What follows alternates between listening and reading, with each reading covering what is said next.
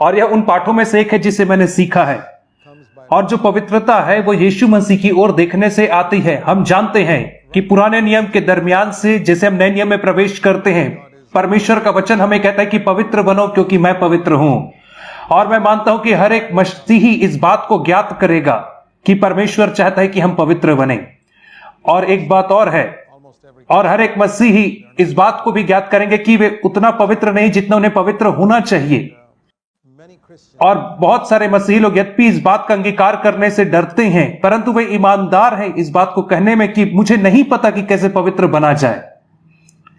और बहुत सारे मसीही लोग जिनसे मैं मिला हूं, वे जब एक वचन को सुनते पवित्रता के विषय में, तो वे वास्तविकता में पवित्र बनना चाहते हैं, परंतु वे संघर्ष करते हैं और वे इस बात को नहीं समझ पाते हैं कि वे प्राप्त करने की कोशिश कर रहे हैं जिन्हें परमेश्वर उनके जीवन में चाहता है वे करें, ठीक उसी रीति से जिस रीति से इस्राएली लोग 1500 वर्ष तक व्यवस्था का पालन करने की कोशिश कर रहे थे।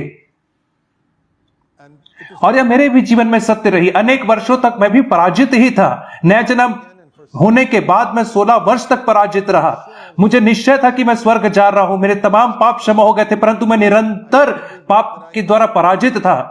और मैंने हर एक उन किताबों को पढ़ा जो मुझे पवित्रता के विषय में बताती थी। मैंने बहुत सारे थियरीज को पढ़ा, परंतु मैं हार्डली किसी ऐसे व्यक्ति से मिल पाया जो मुझे इन सारे अर्थों को समझा पाए कि कैसे वास्तविकता में मैं पाप से स्वतंत्र हो सकता हूं अपने जीवन में, कैसे मैं वास्तविकता में इस मैरी गो राउंड झूले से मैं बाहर निकल सकता हूं जहां पे पाप करना और फिर अंगीकार करना, पाप करना, अंगीकार करना, और मैं गोल गोल गोल गोल घूम ही रहा था। और यह तो कभी ना खत्म होने वाला चक्र है। परंतु जैसे मैंने वचनों में देखा तो मुझे पाया कि यही तरीका है। जैसे मुझे पापों की क्षमा मिलती है वैसे ही यह होता है। और हमें पापों की क्षमा कैसे मिलती है? और हर एक धर्म जो इस संसार में है हमें सिखाता है कि हमें कुछ करना है, कुछ कर्म करना है, या परमेश्वर को पैसे देना है, या बलिदान चढ़ाने हैं, या अपने शरीर को कष्ट देना है। और यह सारे झूठे धर्मों का चिन्ह है जो हमें यह सिखाता है कि हम उद्धार कर्मों के द्वारा प्राप्त करते हैं। कहते हैं कि तू ये कर वो कर, या परमेश्वर तुम्हारे पापों को क्षमा कर देगा। परंतु हम जानते हैं कि वह मार्ग नहीं है। हमें पापों की क्षमा कैसे मिलती है? यदि हमें पापों की सच्ची क्षमा मिली तो वो कैसे मिली है? जैसे हम उस गीत में गाते हैं, परमेश्वर के द्वारा मिली है। मैं अपने हाथों में कुछ लेकर के नहीं आया हूं, केवल मैं तेरे क्रूस से लिपट जाता हूं प्रभु जी, और उसी रीति से तो मुझे क्षमा मिलती है। मैं कहता हूं प्रभु जी, मैं अपने आप से एक काम भी नहीं कर सकता हूं पापों की क्षमा के लिए, एक पाप भी मैं अपने आप से क्षमा नहीं कर सकता हूं, परंतु मैं खाली हाथ तेरे पास आता हूं और विश्वास करता हूं कि यीशु मसीह इस क्रूस के ऊपर लटक गया और मेरे हर एक पापों के दाम को उसने चुकाया और उस दंड को अपने ऊपर ले जो मेरे ऊपर आने वाला था। और मैं केवल उस बात के ऊपर साधारण रीति से विश्वास करता हूं, और मैं उसे विश्वास करता हूं कि मृतकों में से जी उठा और अपने जीवन का उद्धारकर्ता के रूप में उसे ग्रहण करता हूं। मैं क्या करता हूं? मैं यीशु मसीह की ओर देखता हूं जो क्रूस के ऊपर चढ़ा था, और देखता हूं कि वह मेरे स्थान पे क्रूस पे चढ़ा था और मुझे मेरे पापों की क्षमा मिलती है। और ठीक वैसा ही है यहां पर भी कि हमें अपने मसीही जीवन को भी यीशु मसीह को देखते हुए जीने की आवश्यकता है। इब्रानियों की पत्री 12 अध्याय यही वचन है जिसे मैं चाहता हूं कि हम देखें, और इस वचन के ऊपर हम जोर देंगे। इब्रानी 12 अध्याय,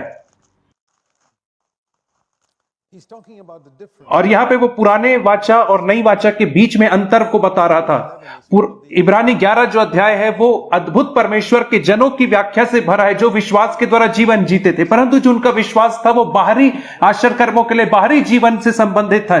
जैसे अब्राहम और सारा का जो विश्वास था वह उनका बच्चे के लिए विश्वास था, जब अब्राहम 100 वर्ष का था और सारा 90 वर्ष की थी। और मूसा का विश्वास हम देखते हैं कि कैसे उसने लाल समुद्र को 2 फाड़ कर दिया, फिर यरीहो की दीवार गिराने का विश्वास हम देखते हैं। और तब वो नई वाचा में आता है, इब्रानी 12 के पहले और दूसरे वचन में यहां पे कहता हमारे लिए जो हमारे विश्वास का कर्ता है। दूसरे वचन में वो अब्राहम नहीं है, वो एलिया नहीं है, वो मूसा नहीं है, और इनमें से कोई भी व्यक्ति नहीं है जिसका वर्णन 11वें अध्याय में, यह प्रभु यीशु मसीह है, वही हमारे विश्वास का कर्ता है। और इसलिए वो कहता है कि आओ हम इस दौड़ को दौड़ें, यीशु मसीह की ओर ताकते हुए इस दौड़ को दौड़ें। और इसका अर्थ यह है कि हर एक व्यक्ति से अपनी आंखों को हटा करके हमें यीशु की ओर अपनी आंखों को लगाना है जो हमारे विश्वास का कर्ता है और उसे सिद्ध करने वाला है, जिसने उस आनंद के लिए जो उसके आगे धरा था, लज्जा की कुछ चिंता ना करके क्रूस का दुख सह परमेश्वर के सिंहासन की दाहिनी ओर जा बैठा। और जो मसीही जीवन है वो एक दौड़ के समान है, एक ऐसा दौड़ है जिस दौड़ में यीशु मसीह पहले ही दौड़ चुका है, और हमें उसके पद चिन्हों को देखना है और उस पद चिन्हों में चलना है हमें। इसीलिए तो एक शीर्षक दिया गया यीशु मसीह को इब्रानियों की पुस्तक में, जिसे बहुत सारे मसीही लोग नहीं जानते हैं। और आप में से बहुत सारे लोगों ने यीशु मसीह को अच्छा मार्ग, सत्य, जीवन करके जाना है, अच्छा चरवाहा करके जाना है, प्रभु, द्वार, ये सब नामों से जाना है। परंतु आप में से कितने लोगों ने जाना यीशु मसीह को फोर रनर, अर्थात वह व्यक्ति जो हमारे आगे दौड़ता है। और इब्रानी 6:20 में यह वचन पाया जाता है, फोर रनर अर्थात एक ऐसा व्यक्ति जो दौड़ में हमारे आगे दौड़ता है और हमें बुला रहा है कि उसी मार्ग में हम चले। और वो हमें उस मार्ग में चलने को नहीं कह रहा जिसमें वह स्वयं नहीं गया है। और परंतु यदि हम जानते हैं कि यदि यीशु मसीह ने कभी पाप नहीं किया, परंतु यीशु मसीह यह भी कहता है इब्रानी 4:15 में कि वह हर एक बातों में मेरे समान परखा गया, फिर भी उसने पाप नहीं किया। और यही वह दौड़ है जिसमें वह दौड़ा, वह परखा तो गया परंतु उसने पाप नहीं किया। और यही तो पवित्रता का रहस्य है। जिस रीति से वह इस संसार में जीवन जिया और उसके बाद पाप नहीं किया, उसी रीति से मैं भी संसार में जीवन जी सकता हूं और पाप के ऊपर जयवंत हो सकता हूं। इसलिए यदि मैं यीशु मसीह की ओर देखता हूं अपने उदाहरण के तौर पे, और यही तो इसका अर्थ है यहां पर, ठीक वैसे ही जैसे मैंने एक बार यीशु मसीह की ओर देखा था जो मेरे बदले क्रूस के ऊपर मर गया था, और इसी रीति से तो मैंने अपने मसीही जीवन की शुरुआत की थी। और अब मैं अपने मसीही जीवन की ओर अग्रसर हूं, इसे दौड़ रहा हूं, यीशु मसीह की ओर ताकते हुए अपनी दौड़ को दौड़ रहा हूं। मेरे लिए विश्वास की एक परिभाषा यह है कि यीशु मसीह की ओर ताकना, ना कि अपनी ओर ताकना। यदि हम अपनी ओर ताकेंगे, अपनी ओर देखेंगे तो हम निराश हो जाएंगे। हम यीशु मसीह की ओर देखते हैं और यह पाते हैं कि हम देखते हैं कि यहां पे दूसरे वचन में कहता है, जिसने लज्जा की कुछ चिंता ना करके क्रूस का दुख सह लिया, परमेश्वर की दाहिनी ओर जाकर के सिंहासन पे बैठ गया। उसने कभी भी पाप नहीं किया अपने भौतिक संसारिक जीवन में, और परमेश्वर के ऊपर निर्भर रहने के द्वारा, उसके ऊपर भरोसा रख, यीशु मसीह के ऊपर भरोसा रखने और निर्भर रहने के द्वारा हम भी जयवंत हो सकते हैं। पहला तीमुथी और उसके 3 अध्याय में हम पढ़ते हैं और उसका 16 वचन। पहला तीमुथी 16 अध्याय 3 अध्याय 16 वचन। इसमें संदेह नहीं कि भक्ति का भेद गंभीर है, और जैसे लिविंग बाइबल इसे लिखती है, यह बहुत सत्य है कि और एक भक्ति में जीवन जीना आसान काम नहीं, परंतु यह रहस्य है। मिस्ट्री का मतलब होता है रहस्य, और भक्ति में जीवन जीने का रहस्य क्या है? और वही बताता है कि इस बात को देखने में है कि यीशु मसीह हमारे शरीर में होकर के संसार में आया और अपनी आत्मा में निर्दोष रहा। और यही तो महान भेद है भक्ति का, कि यीशु मसीह शरीर में प्रकट हुआ, आत्मा में धर्मी ठहरा। हम में से बहुत सारे लोगों ने यीशु मसीह को देखा है कि वह हमारे बदले पाप के दंड को क्रूस के ऊपर सहा है, हमारे बदले मर के उसने परमेश्वर के न्याय से हमें बचाया है। परंतु हमने यीशु मसीह को अपने उदाहरण के तौर पे नहीं देखा है, जो इस संसार में ठीक वैसे ही रहा जैसे हम आज रह रहे हैं, और वह हमारे ही समान परखा गया और उसके बावजूद भी उसने पाप नहीं किया। और इसीलिए तो इब्रानी 12 अध्याय में कहता है, जब हम यीशु मसीह की ओर देखते हैं, सबसे पहली बात जो हर एक बातों में हमारी समान परखा गया फिर भी पाप नहीं किया। और दूसरी बात इब्रानी 12:2 में कहता है, जो अब परमेश्वर के सिंहासन की दाहिनी ओर बैठा है।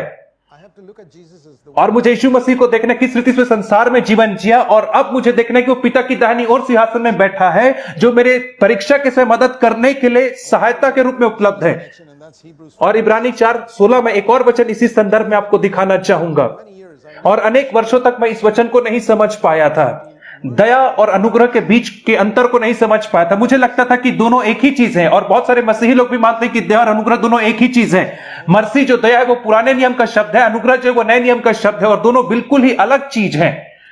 और दया का अर्थ है पापों की क्षमा से संबंध रखता है, और अनुग्रह का जो संबंध है वो पाप के ऊपर जयवंत होने की सामर्थ को बताता है। रोमियो 6:14 में कहता है कि पाप तुम पर प्रभुता नहीं करेगा जब तुम अनुग्रह के अधीन में रहोगे, ऐसा नहीं कि जब तुम दया के अधीन रहोगे। इसलिए इब्रानी 4:16 में कहता है कि आओ अनुग्रह के सिंहासन निकट आओ बांध करके आए, कि सबसे पहले हम पर दया हो। और इसी को तो हमें आवश्यकता है, दया की आवश्यकता है, क्योंकि हम सब ने पाप किया है।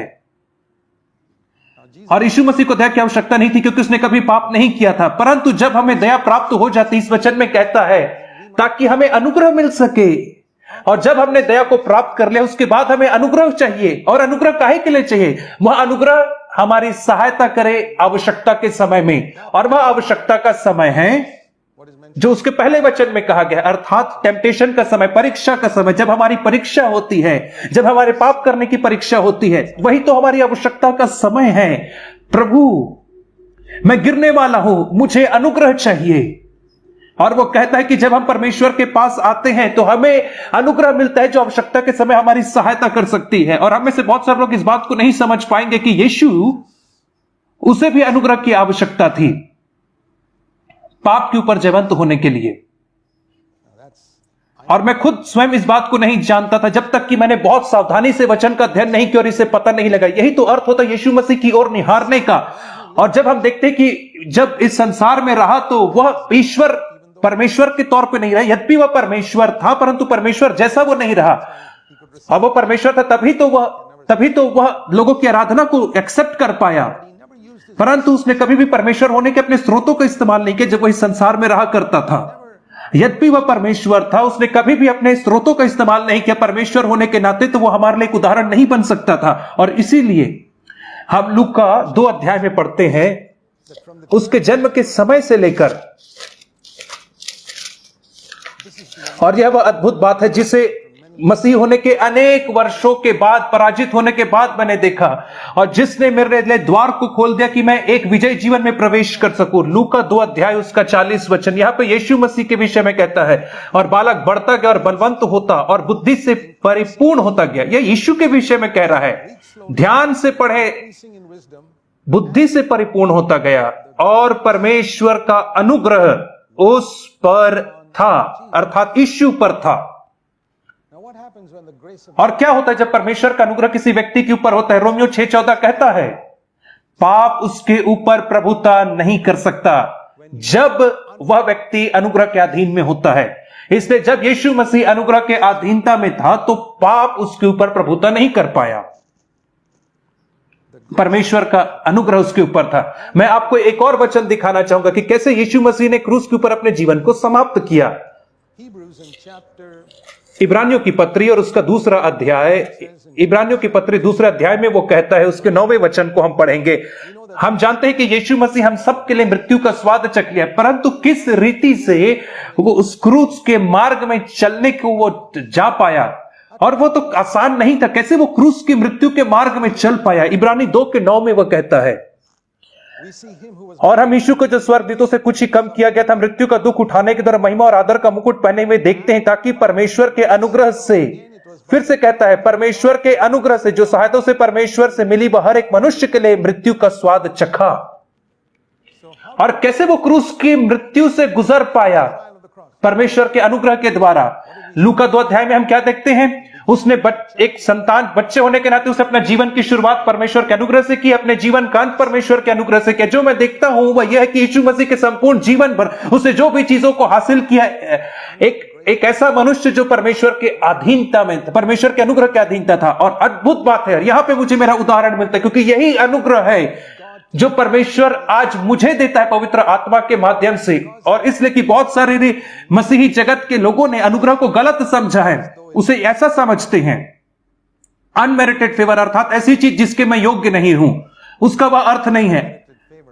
और क्योंकि अनमेरिटेड फेवर लोगों के पास संसार की शुरुआत से था, मानव जाति की शुरुआत से था, हर एक अविश्वासी के पास भी अनमेरिटेड फेवर रहता है परमेश्वर की ओर से।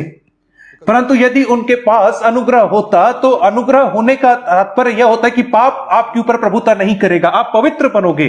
पवित्रता जो है वह संघर्ष करने से नहीं आती है, और जो मसीही संदेश है वो सेल्फ इंप्रूवमेंट प्रोग्राम नहीं है। यह तो परमेश्वर का अनुग्रह है जो मेरे अंदर काम करता है, मेरी सहायता करता है, मुझे पवित्र बनाता है। यह परमेश्वर का अनुग्रह है। और जैसे दूसरे शब्दों में कहता है रोमियो की पत्री 8 अध्याय में और उसके दूसरे वचन में, रोमियो की पत्री 8 अध्याय 2 वचन,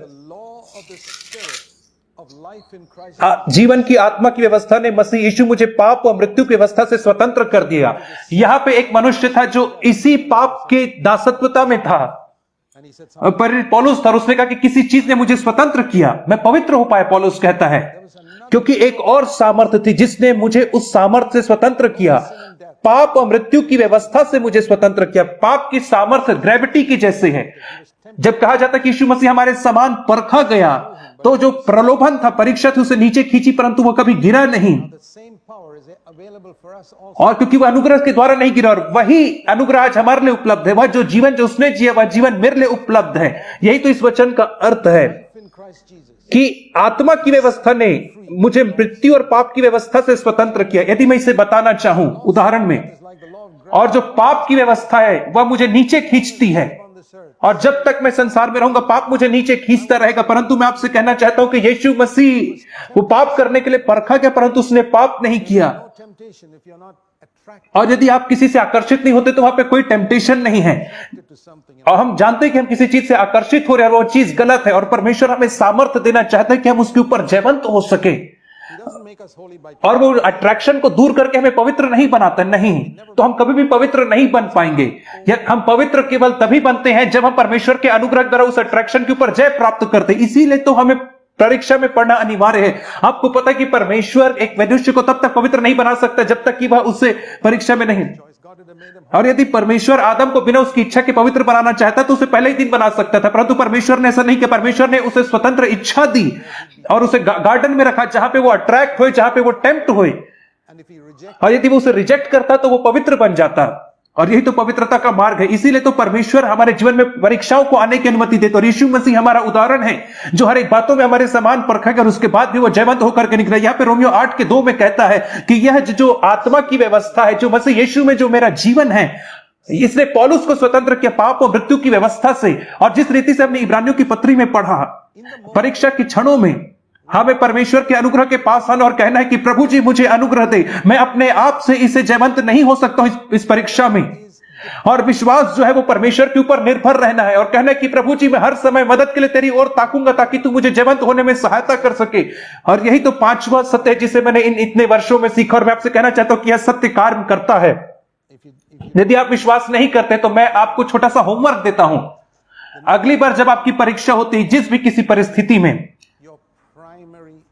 और जो आपका मुख्य क्षेत्र है जहां पे आप अनेक बार पराजित होते हैं, चाहे वो इंटरनेट पोर्नोग्राफी रहे, अश्लील चीजों को देखना रहे, या स्त्रियों के पीछे कुदृष्टि डालना रहे, क्रोध रहे, कोई भी क्षेत्र आपके जीवन का क्यों ना रहे जहां पे आपको लगता है कि आप निरंतर गिर रहे हैं, बार बार गिर रहे हैं, या कोई आपके अंदर माफ ना करने वाली आत्मा है, कड़वाहट है किसी व्यक्ति के प्रति जो आपको बार बार नीचे खींच रही है, आप उसका सामना करें। और आप पाएंगे कि कुछ समय के बाद आप उसका सामना नहीं कर पा रहे हैं, आप गिरने में कगार पे हैं, चाहे वो कड़वाहट रहे, क्रोध रहे या सेक्सुअल लस्ट रहे। और जब आप उस समय प्रार्थना करके कहेंगे कि हे परमेश्वर मुझे अनुग्रह दे, मैं गिरने की कगार पे हूं। ये पतरस के समान है, जब पतरस डूबने ही वाला था उस समुद्र में, पानी में चलते हुए जब वो डूबने वाला था, उसने कहा परमेश्वर मुझे बचा ले। और ये लिखा है कि वहां पे यीशु मसीह ने अपना हाथ बढ़ाया और उसके हाथ को थाम लिया ताकि वह डूबे ना।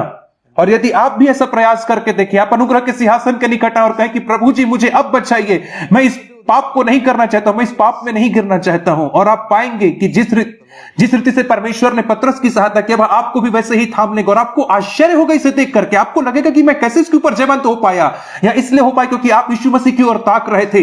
वह यीशु मसीह के अंदर जो जीवन की आत्मा थी जिसने उसे मृत्यु की व्यवस्था से स्वतंत्र किया, और कुछ समय के बाद यह आपका स्वभाव बन जाएगा। शुरुआती दिनों में आपको समय लगता है, जैसे आप तैरना सीखते हैं, परंतु कुछ समय के बाद आप आनंद करने लगते हैं, आपके लिए बहुत आसान हो जाता है तैरना। यही तो मसीही जीवन है।